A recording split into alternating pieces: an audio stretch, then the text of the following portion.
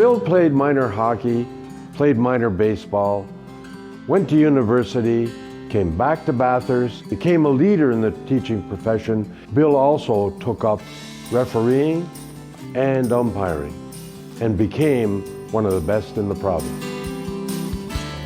He was quite an athlete, not only in hockey but baseball, and so his transition was quite easy to go from playing the game to getting into the officiating.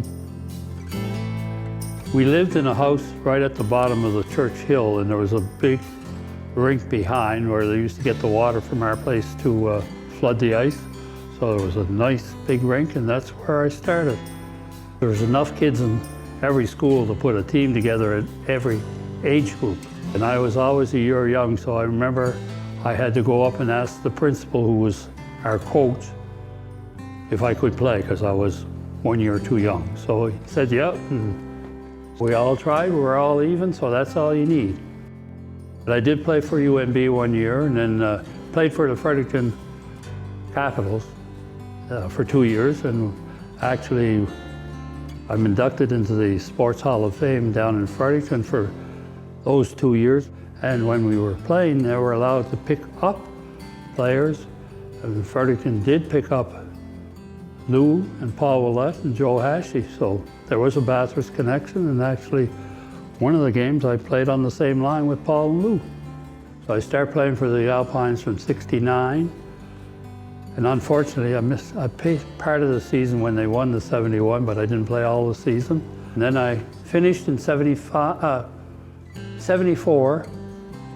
and I started refereeing full-time in '75. And in actual fact, the very first opening game in '75, I was the head referee for the game. Refereeing in the old barn was a pretty unique experience. You had to dress pretty warm to be out on the ice, where you looked in the crowd and you saw the spectators there with one-piece skidoo suits on. They would line up sometimes at the mill after 4 o'clock shift and go and stand in line and see the game that night at 8 o'clock. I mean, when you used to jam people in there and have 2,000 or 3,000 people in there cheering for your team, and you make a call against the home team, it got pretty tense. But Bill Meahan had so much integrity that he was above that. A lot rougher then than it is out here now. Bench clearings were often, let's put it that way, you know. All the rinks didn't have any glass. So you're skating down the ice, and I had a mustache at that time. And you could go down and all of a sudden you look at your mustache, oh, that's coffee. Oh, I think that's rum. By being a player, understanding how the game and the flow of the game goes certainly can help. On the umpiring side, Bill Meahan was an excellent umpire because he was also an excellent ball player. So, same rule applies. You have to understand the rules, and you've got to implement the rules, and you also have to look after player safety. So he knew the strike zone, he knew the rules, and he knew how the game should flow. The key to being an umpire is to be in the right position to make the call.